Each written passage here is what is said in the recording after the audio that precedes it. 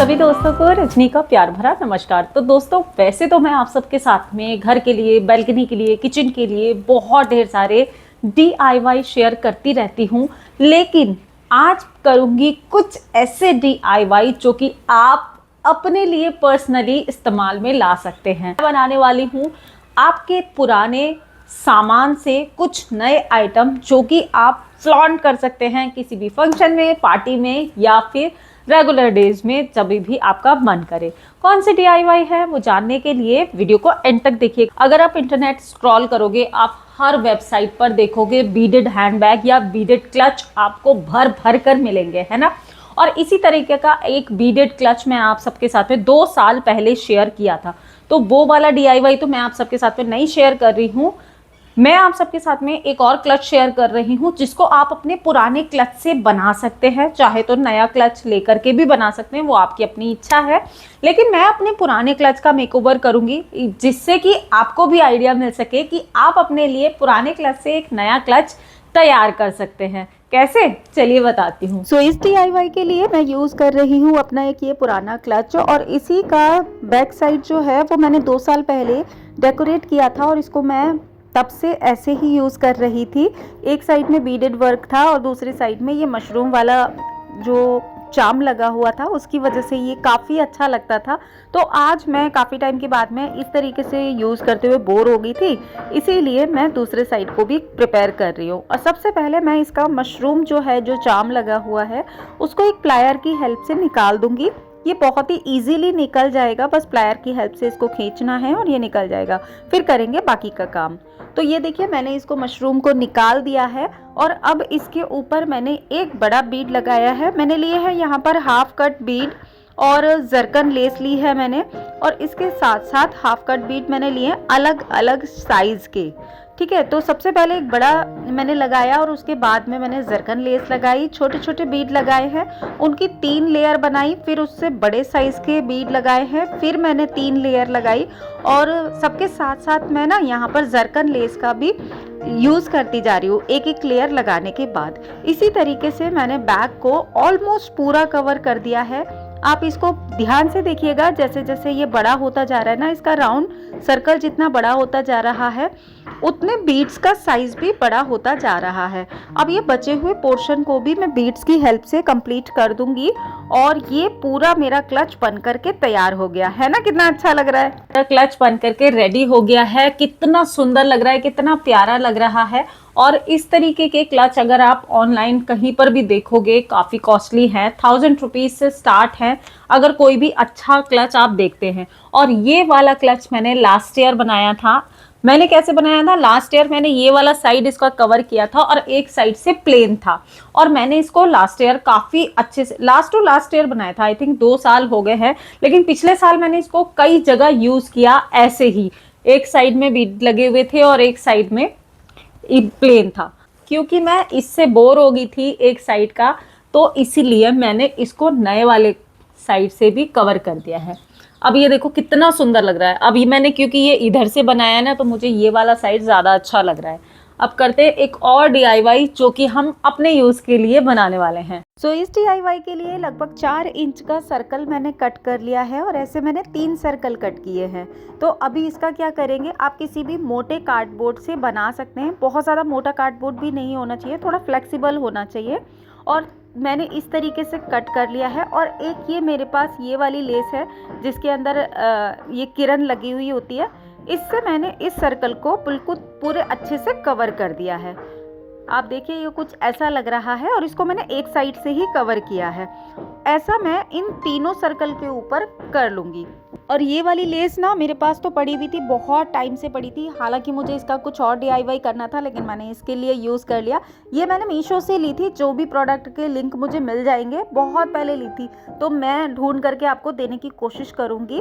मैंने क्या किया, इन सर्कल को इस तरीके से हाफ फोल्ड कर लिया है। अब हाफ फोल्ड करके बीच में से मैंने निडल में धागा डाल करके बीच में से निडल निकाली और इसके ऊपर के साइड से मैंने इसको जो है पूरा ग्लू गन की हेल्प से स्टिक कर दिया है। अब ये मेरा इस तरीके से पैटर्न लग रहा है।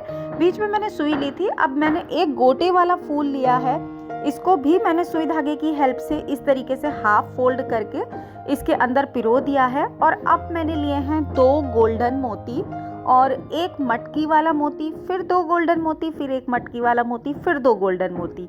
इस तरीके से करके मैंने इतना लंबा बनाया है। आप चाहे तो और भी ज़्यादा लंबा बना सकते हैं। और ऐसा मैं तीनों के साथ में कर लूँगी। तीनों के साथ में करने के बाद में मैंने लिया है एक परांदा या परांदी। फिर इस परांदी के जो दूसरा वाला साइड है ना, उसके ऊपर मैं इसको सुई धागे की हेल्प से सिल लूँगी। ये देखिए, इस तरीके से मैं एक एक बना करके तीनों के साइड में तीनों सर्कल को हाफ फोल्ड करके परांदे को जोड़ लूँगी। और सिंपल परांदा, जो प्लेन परांदा होता है, इससे बनाने के बाद में बहुत ज़्यादा खूबसूरत लगने वाला है। और ये आजकल बहुत ज़्यादा ट्रेंड में है। आप ऑनलाइन ऑफलाइन कहीं पर भी देखेंगे ना, इस तरह की परांदी आपको काफ़ी महंगी मिलेगी। इनफैक्ट मैं बताऊँ, मीशो के ऊपर भी ये 700-800 रुपये की आराम से मिल जाएगी आपको। तो ये देखिए, ये कुछ ऐसी लग रही थी। अभी मुझे ना थोड़ी खाली खाली लग रही थी, तो मैंने क्या किया, गोटा किनारी वाली लेस लेकर के इस परांदी के ऊपर जो ब्लैक पोर्शन है ना, इस परांदी के ऊपर भी सारे के ऊपर लपेट दिया है। और मेरे पास गोटा किनारी नहीं थी, तो मेरे पास ये वाला एक स्टिकर टाइप की लेस थी, इसी को मैंने लगा दिया। और ये लगाने के बाद में भी बहुत सुंदर लग रही थी। जितनी लंबी मेरी परांदी है ना, उसके डबल मैंने इसको लिया है और बिल्कुल बराबर बराबर में करते हुए मैंने इसको रोल कर दिया है इसके ऊपर। थोड़ा टाइम लगेगा लेकिन आराम से हो जाएगा। अगर आप गोटा लपेटेंगे, गोटा भी आराम से लपेट दिया जाएगा। इसके ऊपर तो ग्लू लगा हुआ था, सेल्फ अडेसिव ग्लू था, तो ये तो इजीली लग गई थी। बाकी अगर आप गोटा भी लगाएंगे तो बड़े आराम से हो जाएगा। अब देखिए, पूरे के ऊपर लगाने के बाद में मेरी परांदी या मेरा परांदा कुछ इस तरीके से लग रहा है। चलिए लगा करके भी दिखाती हूँ कैसा लगेगा। बड़ी जोड़ तोड़ करके, बड़ी मशक्कत के बाद में अपनी ये परांदी लगा ली है। और मैं आपको सच बताऊं, पंजाब में रहते हुए मैंने पहली बार परांदी लगाई है, क्योंकि बाल थोड़े से हल्के भी हैं। और मतलब ये लगाने के बाद में ना, मुझे ऐसा लग रहा है 2 किलो का वजन मेरे सिर के ऊपर रखा हुआ है। लेकिन ये परांदी बहुत सुंदर लग रही है। परांदा बोलते हैं यहाँ तो। ये देखो कितनी सुंदर है ना। स्पेशली अपने हाथ की बनाई हुई तो किसी भी चीज की बात ही अलग होती है। लेकिन गड़बड़ क्या हो गई ना, कि मैंने इसका जो गोल्डन वाला पार्ट था, जो मैंने काम किया था, वो अंदर के साइड में ले लिया। और इसको अगर मैं बाहर के साइड में लेती ना, तो वो ज्यादा अच्छी लगती। फिलहाल मैंने इसके ऊपर से एक अलग से और गोटे वाली लेस जो है वो चारों तरफ लगाई है। आपको बैक साइड से दिखाती हूँ। बड़े भारी लग रही है मुझे, पता नहीं मैं कभी इसको लगा पाऊंगी या नहीं, लेकिन देखने में बहुत अच्छी लग रही है ना। परांदी अच्छी तो लगती है जिनके थोड़े से लंबे बाल हों उनके ऊपर। हाँ, अगर मैं पार्लर वगैरह में सेट कराती तो ये बहुत अच्छे से वो लगा देते, क्योंकि वो लोग ना बहुत सारी पिन्स वगैरह लगा करके बड़े अच्छे से सेट करते हैं। अगर कोई भी पहली बार लगा रहा है तो वो मैं सजेस्ट करूंगी कि पार्लर में लगाए या फिर किसी और से लगवाए। मैंने खुद ही सेट किया है, इसलिए मुझे थोड़ी सी दिक्कत हो रही है। लेकिन हाँ, मुझे बहुत अच्छी लग रही है। मतलब लगा करके ऐसे लग रहे हैं ना, बाल बड़े लंबे हो गए हैं। बिना मैंने एक्सटेंशन निकाल दिए हैं जो मैंने लगाए थे, और अपने बालों में इस परांदी को लगाया है। और साथ में वही वाला मैंने गोटा लेस जो थी उसको भी लगा दिया है। अभी मुझे थोड़ा हल्का फील हो रहा है, लेकिन आप बताओ पीछे से कैसी लग रही है। अभी बाल पतले जरूर लग रहे हैं, लेकिन मुझे कंफर्टेबल लग रहा है। और ये प्रैक्टिकल भी है। मतलब परांदी अगर लगा रहे हो तो कम से कम ऐसी लगनी चाहिए, नेचुरल लगनी चाहिए। अगर बहुत सारे एक्सटेंशन लगाने के बाद में मैं इसको लगाऊंगी तो वो उतनी अच्छी नहीं लग रही। बाकी बाल तो पतले लगेंगे, कुछ ना कुछ तो मैनेज करना पड़ेगा। आप मुझे बताओ कि अगर मैं इसको लगाऊं तो एक्सटेंशन के साथ में लगाऊं या फिर एज इट इज लगाऊं। देखो पीछे से ऐसी लग रही है। अब अगले DIY के लिए मेरे पास एक ये विजिटिंग कार्ड था, उसके ऊपर मैंने हाफ कट किए हुए बीड्स को कुछ इस तरीके से चिपका दिया है। और अब इसका बिल्कुल सर्कल कट कर लिया है। सर्कल के बीच में एक छोटा सा होल करके मैंने एक जंप रिंग को अटैच कर दिया और उसके ऊपर मैंने एक हुक लगा दिया। मेरे बहुत ही सिंपल लेकिन बहुत ही क्यूट से कोरियन ईयर रिंग बनकर के तैयार हो गए हैं। मैंने यहाँ पर कार्डबोर्ड का यूज किया है, आप चाहें तो प्लास्टिक शीट का यूज करेंगे तो और ज्यादा फिनिशिंग लगेगी। इसी तरीके से सिंपल एक बीड के अंदर मैंने स्टॉपर डाला है और एक हुक लगा दिया है, और इससे भी मेरे एक ईयर रिंग बनकर के तैयार हो गए हैं। इस तरीके के कोरियन ईयर रिंग आपको आजकल मार्केट में ढेर सारे मिल जाएंगे। इनको आप घर पर बना सकते हैं इजीली। और मैं अब जो लास्ट वाला DIY शेयर कर रही हूँ ना आप सबके साथ में, ये DIY मैं पहली बार YouTube पर शेयर कर रही हूँ, तो इसको आप भी ट्राई कर सकते हैं। अगर आपको बीच पर वेकेशन वगैरह पर जाना है और इस तरह की स्लीपर अगर आप लेकर के जाएंगे ना, बहुत ही अच्छे फोटो आने वाले हैं। और मैं अपनी स्लीपर्स को कर रही हूँ सुंदर, तो उसके लिए मैंने क्या किया है, मैक्रमे रोप लिया है। अब चूंकि मेरी स्लीपर ग्रीन कलर की है तो मैं ग्रीन कलर का मैक्रमे रोप ले रही हूँ। आप चाहें तो अपनी पसंद का कोई भी रोप ले सकते हैं। अब मैं इनको दोनों को बराबर बराबर मात्रा में लेकर के, यानी कि 2 छोटे छोटे गोले बना लूंगी, और जितना मेरा गोला एक साइड का बनाया ना उतना ही मैं दूसरे साइड का बनाऊंगी।